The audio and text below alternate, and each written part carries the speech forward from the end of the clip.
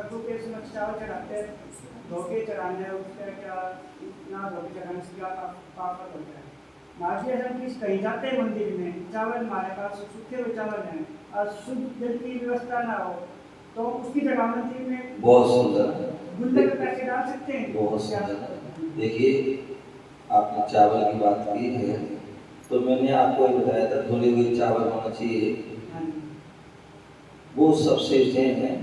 ये चावल क्या कोई भी चीज, चावल है, बादाम जो है, जो भी फल है, नारियल है, गोला है, सब धुले होने चाहिए, तो वही श्रेष्ठ है। अब जो है व्यवस्था धोने की, तो मैंने कहा था या तो आप जो है घर में आपकी व्यवस्था हो शुद्ध पानी की, घर में धोइए, मंदिर में हो तो धोइए, अन्यथा आपने देखा होगा बुंदेलखंड में जो है व्यवस्था है, वहाँ पर जो महिलाएं क्या करती हैं, यदि मान ली डेली धोने की व्यवस्था नहीं है तो क्या करते हैं, एक बार जो मंदिर आदि से पानी लाते हैं और जो द्रव्य आई है बाजार आदि से उसको जो है गीले कपड़े पर कपड़ा गीला करते हैं और उस कपड़े पर उसको जो क्या कर देते हैं, द्रव्य रख देते हैं और उसको जो है पोंछ लेते हैं। क्या कर लेते हैं, पोंछ देते हैं। उसके बाद जो ना एक बार दो बार तीन बार द्वारा उसको गीला करके उसको पोंछ लिया जाता है, ठीक है ना। तो ऐसा करने से जो है वो करने के बाद उसको डिब्बे में रख दी जाती है, ठीक है ना। और डिब्बे में रखने के बाद उसको ऊपर जो है उसको क्या करते हैं, उसको हम द्रव्य चढ़ा सकते हैं। बाजार में आप जो है डिब्बे में रखें और कहीं पर भी जाए आप चढ़ा सकते हैं। और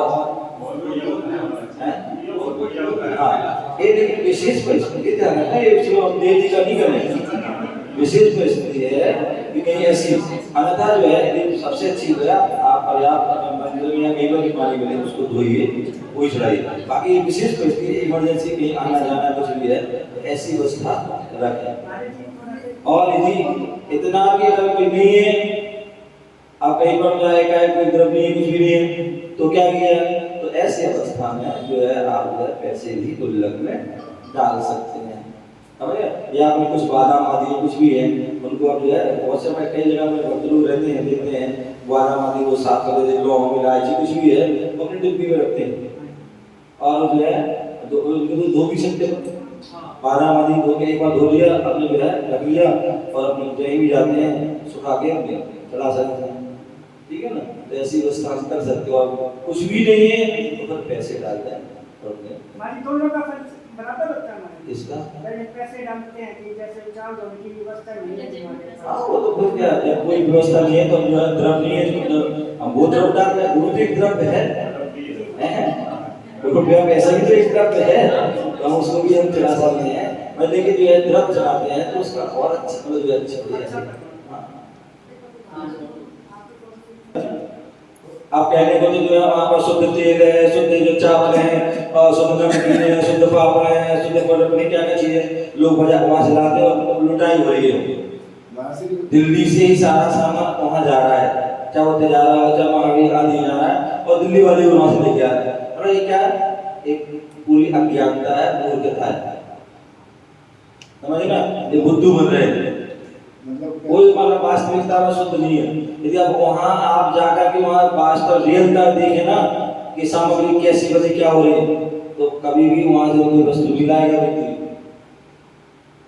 अपन गए और वहाँ से भर के लिए आए शुद्ध शुद्ध ज्यादा पापड़ लाया बड़ी लाया, ये सब कोई कहने की बात नहीं। शुद्ध वो है जो हम अपने हाथ से बनाए या अपने हाथ से तैयार करें, ठीक है ना। तो जो भी चावल आदि आप बाजार से लेते कुछ भी ले लें, लेकिन फिर भी आपका कर्तव्य है कि उसको हम धोएं, पहले तो उसको प्लेट आदि पर देखें, समझ गए, और उसके बाद उसको पानी आदि आदि जैसे भी है उसको धोएं साफ करें और फिर चढ़ाएं, वही श्रेष्ठ है। बहुत से मंदिरों में, काफी मंदिरों में जो है द्रव्य के लिए चावल रखे होते हैं, तो क्या वो भी शुद्ध होते हैं या? पहली बात तो ध्यान रखना, जो मंदिर में द्रव्य रखे हैं वो आपको चढ़ाना ही नहीं चाहिए। मैं सुनो बता रहा हूँ, सामान्यतः जो चावल आदि रखे हैं वो किस लिए रखे बताइए? ये चावल रखे हैं विशेष परिस्थिति, कोई बाहर से आया हो अतिथि आदि के लिए विशेष परिस्थिति, कोई कहीं से आ रहा है और नहीं लाया चावल तो उसके लिए रखे हैं वो चढ़ा दें, ना कि जो है लोकल वालों के लिए। लोकल वाले क्या करने दिए और चढ़ा रहे हैं, ये सब प्रमाद है, समझिए ना। तो उसके लिए जो है हम स्वयं घर से लाए। देखिए ये द्रव्य लाने का एक खूबी है। हम आत्मानुशासन ग्रंथ आदि पढ़ते हैं, वहां पर आचार्य भगवान ने कहा है कि श्रावक के षट कर्तव्य होते हैं, षट कर्तव्य होते हैं। और उन षट कर्तव्य देव पूजा, उपासना, स्वाध्याय, संयम, तप और दान, ठीक है ना। यदि आज हम देखते हैं कि व्यक्ति इतना बिजी है, कितने बिजी है, इसे हम कहते हैं कम वक्त है। हम क्या कम वक्त है, क्या हुआ आप लोग, क्या हो कम वक्त है, कम वक्त आप वही मैं कह रहा हूँ, कम वक्त है, मतलब आपके पास समय कम है, समय कम है, इसलिए कम वक्त है, समझे ना। तो इसलिए जो है हम क्या करते हैं, हम जो है प्रमाद कर देते हैं। होना ये चाहिए कि हमारे लिए बोले वैसे षट कर्तव्य का पालन डेली होना चाहिए। डेली हम पूजा करें, डेली हम गुरुओं का उपासना करें और डेली हम स्वाध्याय, जप, तप आदि और दान करें। लेकिन हम डेली नहीं कर पाते हैं तो कितनी बिजी हैं और वहाँ पर सारी सुविधाएं हमें नहीं मिल पाती हैं। तो वहाँ पर आचार्य हम जो है भगवान के गुणवंत स्वामी ने कहा है कि यदि आप भगवान की पूजा करते हैं, बड़े तरीके से करते हैं, तो उसमें ही आपके षट कर्तव्य हो जाते हैं। यदि आप अपने घर से लाएंगे, चावल लाते हैं, पहली बात तो आप घर मंदिर से घर से मंदिर के लिए चल रहे हैं, चावल लेके चल रहे हैं, तो जानेंगे आपके पवित्र भाव रहेंगे, क्या रहेंगे, पवित्र भाव के भैया मंदिर जा रहे हैं। आपके हाथ में डिब्बी आदि होगी, अड़ोसी पड़ोसी कोई आपसे कोई चर्चा करना चाहे, लड़ना झगड़ना चाहे, कुछ भी करना चाहे, तो वो अभी नहीं, अभी वो मंदिर जा रहा है, क्या बात नहीं करना, समझिए ना। और तुम्हारे अंदर भी भाव, अन्यथा भी तो क्या होता है, दुकान जाना, बाजार जाना, मार्केट जाना, चलो रास्ते मंदिर पड़ेगा दर्शन करते हैं। तो हमारा अभी जो है लक्ष्य दूसरा रहता है। लक्ष्य होना चाहिए क्या, मंदिर जा रहे हैं, भगवान के दर्शन करने जा रहे हैं, पूजा करने जा रहे हैं, तो उसका वो श्रेष्ठता होती है। तो इसलिए हम मंदिर पूजा के जाते हैं। आप द्रव्य आदि लेके जाएं, और द्रव्य आदि लेके जाते हैं, अपनी उसको यहाँ आकर के हम शुद्ध बना लेते हैं। वैसे तरीका ये है कि हमारे जो है मंदिर की कोई भी वस्तु उपयोग नहीं करना चाहिए, अन्यथा हम सारी वस्तु मंदिर की यूज करते हैं, फल किसको फल मिलता नहीं है। मान लो जीवन भर हम पूजा कर रहे हैं, अभिषेक कर रहे हैं, स्वाध्याय कर रहे हैं, प्रार्थना कर रहे हैं, लेकिन कर क्या रहे हैं, सारी मंदिर की वस्तु यूज करते हैं, तो आपको फल नहीं मिलता। होना ये चाहिए कि हमारे बोले हम कपड़े पहन के आए, शुद्ध धोती दुपट्टी पहन घर से पहन के आए, एक मिनट, घर से शुद्ध पहन के आए, द्रव्य लेके आते हैं, अपनी द्रव्य लेके आए, अपने बर्तन लेके आए, अपनी चिटाई, अपनी जिनवाड़ी लेके आए। ये जो है विधि ये है, विधि ये है। अब बोले महाराज किसी का घर दूर है, कहीं किसी का मीर कुछ रहता है, और हम जो है महीने के महीने या साल भर के हम भुगतान कर देते हैं, लेकिन वो एक सही तरीका नहीं है। जैसा तुम करोगे वैसे हमारा पुण्य भी वो कम हो जाता है। यदि आप घर से दुपट्टे पहन के आओ, कितना आनंद आएगा, धोती दुपट्टे पहन के आओगे, पीली साड़ी पहन के आओगे, कितना आनंद आएगा। एक लक्ष्य हमारा रहेगा, पूजा में जा रहा है, दर्शन में जा रहा है। तो या कल हमें मंदिर जाना है, भैया साड़ी तैयार कर लो, चाप सामग्री तैयार कर लो, तो कल से आपको पुण्य लगना प्रारंभ हो जाएगा, समझिए ना। तो ये हमारे जितने अच्छे भाव बनाते रहेंगे, जितनी समय वेट होने बढ़ेगा, उतनी आपको पुण्य होगा। तो इसलिए यदि आप ऐसा नहीं कर सकते तो कम से कम आप तो कर सकते भी, अपने घर से द्रव्य लाओ, यहाँ वो द्रव्य उसमें रख दो, और वहाँ की बनी यदि है तो ले नहीं है तो अपनी स्वयं बना लें, और उसके बाद अपनी जो है पूजा कर ले आदि लोग कर। तो पूजा करते हैं तो ध्यान रखें, अच्छे मन से पूजा कर रहे हैं, देव साल जो भी पूजा कर रहे हैं, तो भगवान की भी देव पूजा हो जाती है, उसमें गुरु की उपासना भी हो जाती है। और यदि हम अच्छे उसको समझते हुए कर रहे हैं तो स्वाध्याय भी हो जाता है। और हम एक स्थान पर बैठ करके करते हैं, किसी जो है कोई भी आराम साराम ज्यादा नहीं करते, तो जीव संयम का पालन भी हो जाता है। उस समय हम कुछ भी खा पी नहीं रहे, कुछ भी नहीं कर रहे हैं, तो हमारा वो तप भी हो जाता है।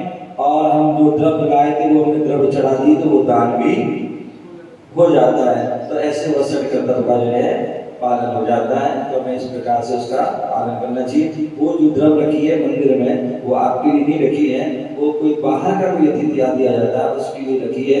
आप तो डेली अपने घर से लाइए और उसको घी चढ़ाइए, वो ही श्रेष्ठ है, उत्तम है। मैं पूछना चाह रहा था कि किशन को उत्तर दिया, इसमें पाप कौन सा लगता है अगर हम मंदिर का यूज करते हैं सामान, एक बात हो, और अगर हमें पाप लग गया तो उसका निवारण कैसे होगा? दूसरा क्वेश्चन। तीसरी ये बात है कि जैसे हम लोग रानीला जाते हैं, रोज वैसे जाते हैं, वहाँ भोजन खा के आ जाते हैं और गुल्लक में कोई रुपया नहीं चलाता और खाकर के आ जाते हैं, तो हमें कौन सा पाप लगता है? अगर पाप लगा तो हम उसका निवारण कैसे करें? हो गया, क्वेश्चन है। हो गया, और तो सारे ये हो गए। देखिए, पहला तो आपका था पाप कौन सा है? जो मंदिर की तरफ चढ़ा रहे हैं तो कौन सा पाप लगेगा? अब पहली बात तो जो द्रव्य चढ़ा रहे हैं वो द्रव्य कहाँ से आए हैं, वो हमें क्या पता? मैं बता रहा हूँ। यदि वो द्रव्य जो है मंदिर के पैसे से आई है, तो एक गोली चावल ले आना, एक गोली आना, और हमने जो मंदिर के पैसे दे दिए, या तो कोई व्यक्ति दान दे रहा है, अरे इन्होंने एक बोरी भिजवा दी कि भैया ये चढ़ाने के लिए है तो चढ़ा दो, समझ गए ना? तो वो यदि हम वो द्रव्य चढ़ा रहे हैं तो उसमें आपको पुण्य, पाप तो नहीं लगेगा लेकिन पुण्य भी नहीं मिलेगा, पुण्य इनको मिलेगा क्योंकि वो इनकी द्रव्य है।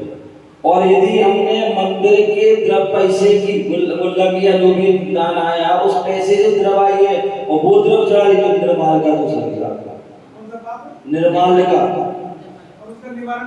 निवारण क्या है? निवारण तो ये है कि आप वो द्रव्य नहीं चढ़ा रहे हैं। नहीं, पाप हो गया। क्या पाप हो गया? हाँ, पहली बात ध्यान रखना, ना हो ये करें, और हो गया तो फिर प्रयास ये करो कि कुछ एवरेज में द्रव्य वहां रख दो मंदिर में, प्रायश्चित रूप में 1 महीना 15 दिन जो भी हफ्ते भर की एक द्रव्य वहां तो मंदिर में रख दो, या जो है राशि कुछ डाल दो, तो ये तो निवारण है। दूसरी आपने कहा था भोजन के रानी ला जाते हैं, भोजन करते हैं, वहां पर भी यही व्यवस्था है। यदि वहां पर यदि भोजन, पहली बात ऐसा है आपको वहां करने की चीज करते हैं तो वहां गुल्लक में कुछ ना कुछ राशि डाल दीजिए। आप ये सोचिए, हमने बोला जो एक थाली रोटी खाएंगे, 4 रोटी है जो भी है, हम बाजार में जाएंगे कितना पैसा लगेगा? उससे कम नहीं डालो, अभी तो उससे ज्यादा डालो, समझ, क्योंकि वो शुद्ध मिली आपको, ठीक है ना? तो ये पैसे डाल दो। अथवा यदि हो सकता है कि वहाँ जो है किसी ने दान दिया कि भाई हमारे किसी की हमारी तरफ से भोजनशाला चल रही है, उस भोजनशाला से वो चल रहा है किसी के दान से, तो आपको पाप नहीं लगेगा, आपने खाया, लेकिन आपको पुण्य भी नहीं मिलेगा, वो उसको मिलेगा पुण्य, तो उसने चला रखी। नाम देखे, अगर उस दिन नाम हाँ, किसी का नहीं, तो फिर वो गुल्लक में चढ़ाए। यदि आप देखिए हर जगह ऐसा होता है, आज की भोजनशाला की व्यवस्था, आज की पूजन की व्यवस्था ऐसी ऐसी है, समझिए ना? तो उस जो व्यवस्था यदि है और उसका तो भोजन कर रहे हैं या पूजा कर रहे हैं, तो उसका जो है पाप नहीं लगेगा और पुण्य उसको मिलेगा जिसकी तरफ से, ठीक है ना? और यदि नाम नहीं है इसका मतलब मंदिर की तरफ से है, और यदि आप बोलोगे तो आपको निर्माण का दोष लगेगा। इसलिए आप कुछ ना कुछ में जो आगे आया पूजा करके आया उसमें पैसा डाल दे तो आप उससे बच जाएंगे, अन्यथा आपको दोष लगेगा, ठीक है? हो गया? हमें अगर 100 बिच्छी है तो क्या एक ही को चाहे पद मिलेगा? और वो कैसे? और क्या सभी महाराज के मन में ऐसा होता है कि हाँ मुझे मिल जाए ऐसा? बहुत सुंदर, बहुत बढ़िया। देखिए, हमारे यहाँ 5 परमेष्ठी गए हैं, अनंत जी, सिद्ध जी, आचार्य जी, उपाध्याय जी और सर्वसाधारण। अनंत भगवान जिनका जो है 4 घातीय कर्म के नष्ट करने वाले, जिनका समोषण होता है, पद विहार आदि होता है, वो अनंत भगवान होते हैं। सिद्ध भगवान जो सिद्धालय में विराजमान थे होते हैं, 8 कर्मों से जो रहते हैं, 8 गुणों से सहते हैं। आचार परमेष्ठी जो होते हैं, जो वैसे तो सामान्यतः सभी मुनि होते, ठीक है ना। वे देखा जाए तो मुख्य रूप से 3 पद ही होते हैं, अनंत जी, सिद्ध जी और साधु। मुख्य रूप से 3 ही पद हैं। आचार और उपाध्याय जो है ये व्यवस्थाएं हैं। क्या है? ये व्यवस्था के लिए, मतलब जो मैंने बना दिया, जो भी हमारे बना दिया, या वो एक बना दिया। तो जो आचार है वो जो है क्या है, मैनेजमेंट है, कैसे जो है संघ के लिए, कैसे जो है धर्मात्मा लोग धर्म के आगे बढ़े, कैसे वो वैराग हो, कैसे उनको ज्ञान हो, कैसे वह सम्यक दर्शन आदि प्राप्त हो, कैसे वह दीक्षा आदि लें, किनसे लें, और कैसे वह प्रायश्चित लें, कैसे ज्ञान, ये सारी क्रिया जो है आचार्य होता है। जो योग्य व्यक्ति होते हैं, योग्य व्यक्ति होते हैं, जो अपना पंचाचार आदि का निर्दोष आदि पालन करते हैं, जो अपने साधना से, अपने ज्ञान से, अपने चर्या से अन्य सभी को प्रभावित करते हैं, जोड़ते हैं।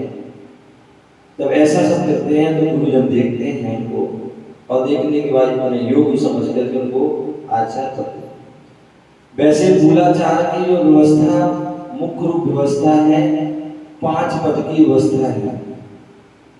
जब एक संघ होता है बड़ा विशाल, पहले हम देख रहे बड़े बड़े संघ होते थे,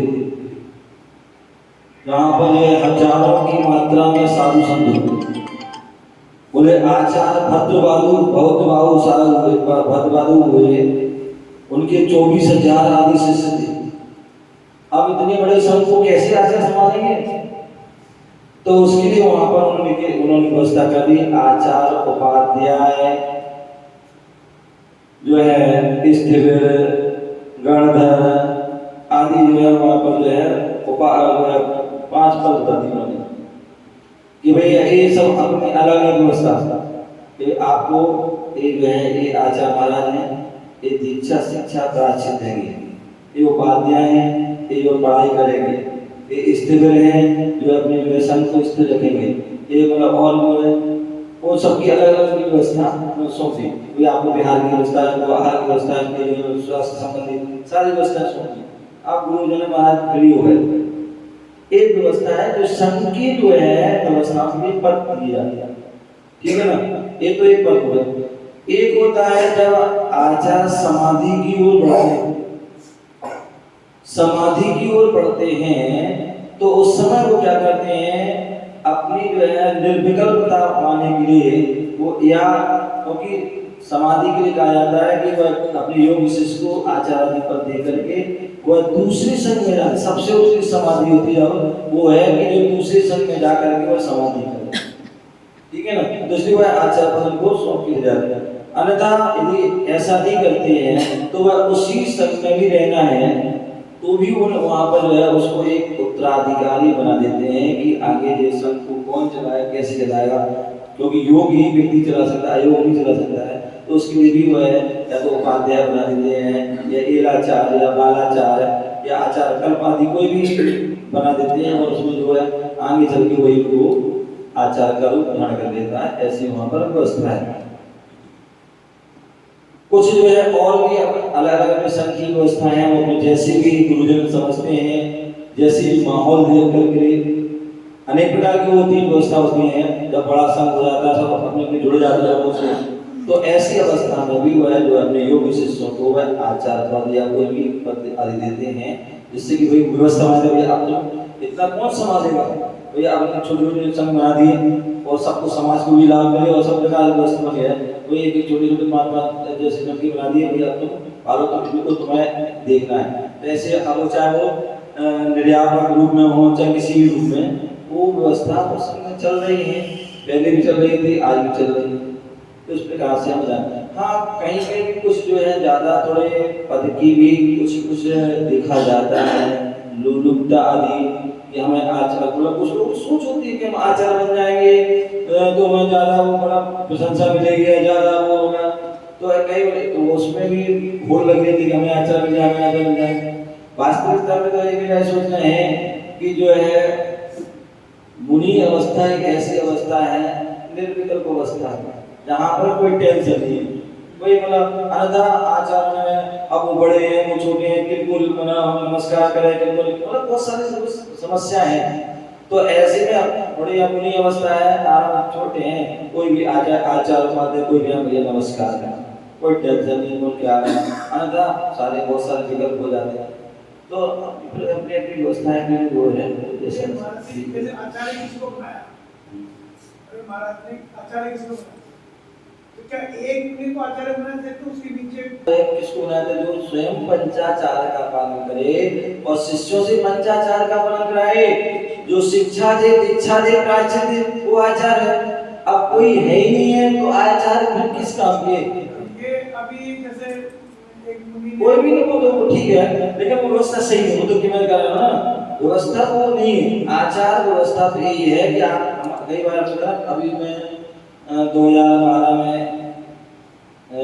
झांसी गया था, 2017 में झांसी गया था, तो कई बार ऐसी बात है आप आचार्य बन जाओ, आप आचार्य बन जाओ, कुछ ही कुछ नहीं, तो जो हमारे मैं जैसा हूँ ठीक हूँ, बाकी जो गुरुदेव अपने योगी सब जैसा सोचेंगे वो अपने जानेंगे। मैं किसी से भी कहता हूँ कि मुझे आचार्य, कई बार ऐसे कई आचार्य मिले हमें, जब मैं ब्रह्मचर्य अवस्था में था उस समय भी लोगों ने कहा हमसे हमारे बाबा हम दीक्षा देंगे तो हम पूरा आचार पढ़ो, पूरा भट्टाचार, पूरी सारा नहीं, समाज में तो मैंने नहीं हुई। तो ऐसी अवस्था में तो मतलब कहने का तात्पर्य कि जो आचार वही है, जो संघ आदि है, जो संघ के साथ है, शिष्य आदि है, तो वो आचार हैं, वही आचार का पालन करते हैं, कराते हैं। उपाध्याय कौन? हमारा उपाध्यायपन है। अब कोई है भी कोई तुम्हारे पास तो उपाध्याय किसे? उपाध्याय का मतलब है कि जो 11 या 14 पूर्व के ज्ञाता हो, और दूसरे जो है जो मुनियों जो स्वयं पढ़ते हो अन्य मुनियों को पढ़ाते हैं, वो उपाध्याय है। अब मुनि कोई है नहीं, कोई संग है नहीं, वो उपाध्याय है। तो वो वास्तविकता में वो तो केवल एक पद है बस, बाकी वास्तविकता में वो पद नहीं मिल रहा है, ना उनकी जो है वो उसका पालन हो रहा है। तो इस बात को जो है हमें जानना चाहिए। आपका समय हो गया। जय गुरु महावीर भगवान की